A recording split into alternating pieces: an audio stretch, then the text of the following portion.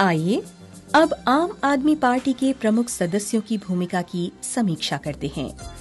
प्रायः उनमें से सभी विवादास्पद हैं और उनकी भूमिका प्रश्न करने योग्य है। बहुत से लोगों के लिए अन्ना हजारे केजरीवाल के गुरु हैं, मगर वास्तविक गुरु अरुणा रॉय हैं, जो नेशनल एडवाइजरी काउंसिल की अध्यक्षा रही हैं, जिन्होंने प्रधानमंत्री मनमोहन सिंह के निर्णय को प्रायः सरकार की तरह प्रभावित करने का काम किया और जो कांग्रेसी सरकार तथा सोनिया गांधी से जुड़ी रही हैं। शुरुआत में अरविंद केजरीवाल ने सूचना के अधिकार के लिए अरुणा रॉय के साथ कार्य किया, जिसके लिए उन्हें 2006 का रमन मैग्सेसे पुरस्कार मिला। ये आरटीआई कानून का काम अन्ना हजारे द्वारा पहली बार सन 2000 में महाराष्ट्र में शुरू किया गया था। अरविंद केजरीवाल की तरह उन्हें भी वर्ष 2000 में रमन प्रणब मुखर्जी के पास भेजी थी।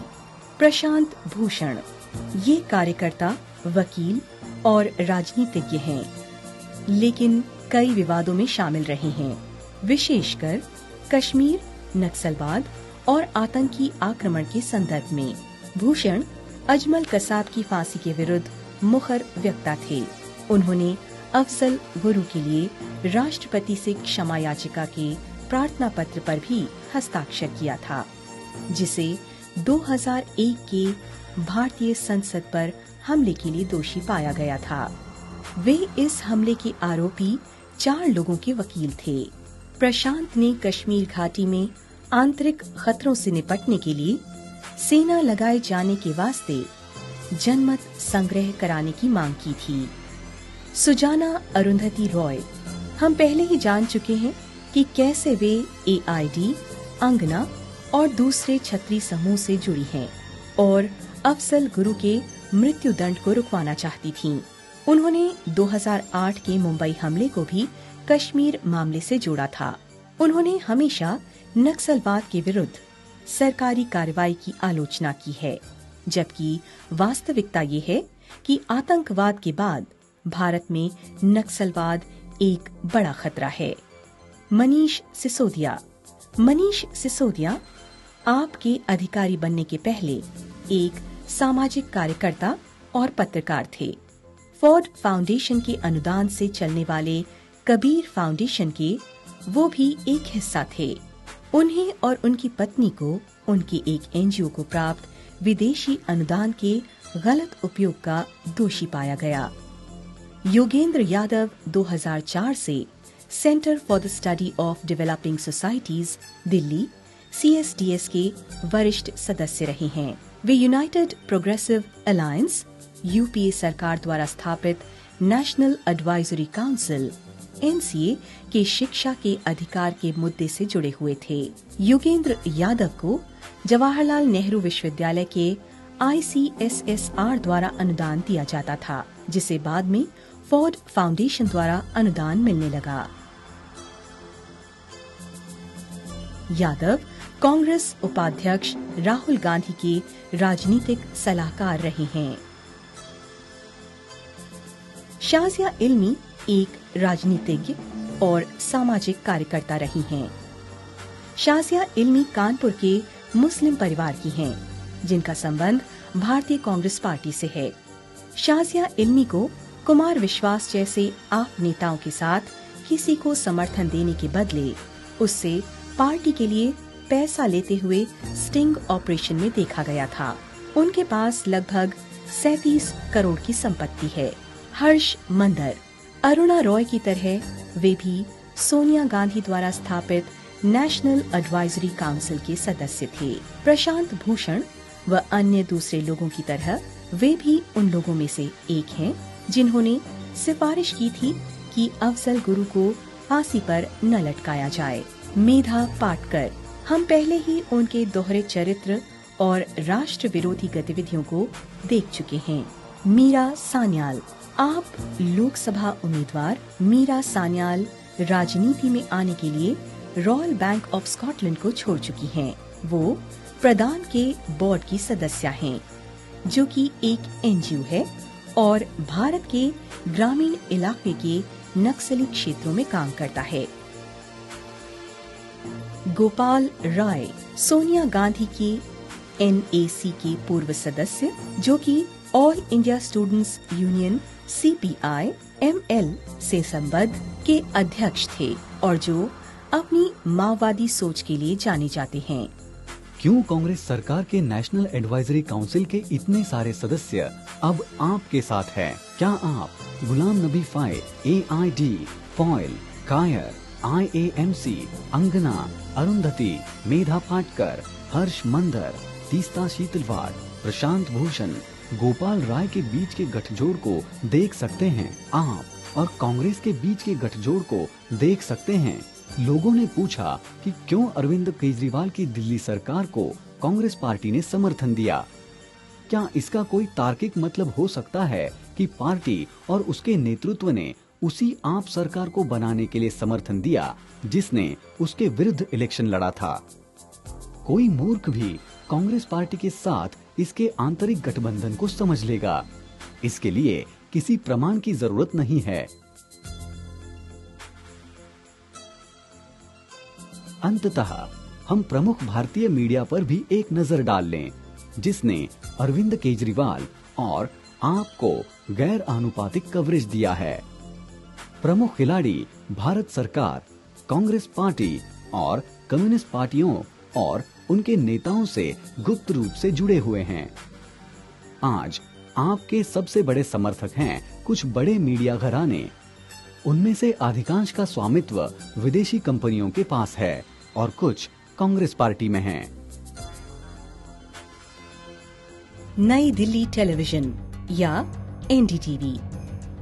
प्रणव रॉय, उनकी पत्नी राधिका रॉय। प्रकाश करात कम्युनिस्ट पार्टी ऑफ इंडिया के महासचिव के को ब्रदर हैं। उनकी पत्नी और बृंदा करात बहनें हैं और प्रणव रॉय की चचेरी बहन प्रसिद्ध अति वामपंथी, माओवादी, नक्सलवादी, कश्मीरी समर्थक, राष्ट्र विरोधी अंगना चटर्जी की दोस्त हैं अरुंधति सुजाना रॉय। CPI-M के पोलित ब्यूरो के वरिष्ठ सदस्य और संसदीय ग्रुप लीडर हैं सीताराम येचुरी। सीताराम येचुरी की शादी सीमा चिश्ती से हुई है। सीमा चिश्ती इंडियन एक्सप्रेस की रेजिडेंट एडिटर हैं। नरसिम्हन राम द हिंदू न्यूज़पेपर के एडिटर इन चीफ हैं। वे communist student group student federation of India के पूर्व नेता हैं। NDTV की बरखा दत्त और हिंदुस्तान टाइम्स के वीर संघवी UPA संगठन के बिचौलिए हैं, जो राडिया गेट स्कैंडल में उजागर हुए, जो बाद में 2G के घपले से जुड़ गया। और ये दोनों अपनी क्षमताओं का उपयोग करके इलेक्ट्रॉनिक मीडिया में कांग्रेस और आप के वास्तविक प्रवक्ता बने हुए हैं। इसके बदले में नेहरू खानदान या कांग्रेस पार्टी द्वारा बरखा और संघवी को पद्मश्री से नवाजा गया और दूसरे आर्थिक लाभ दिए गए। बरखा दत्त का व्यक्तिगत जीवन भी रहस्यों से भरा है।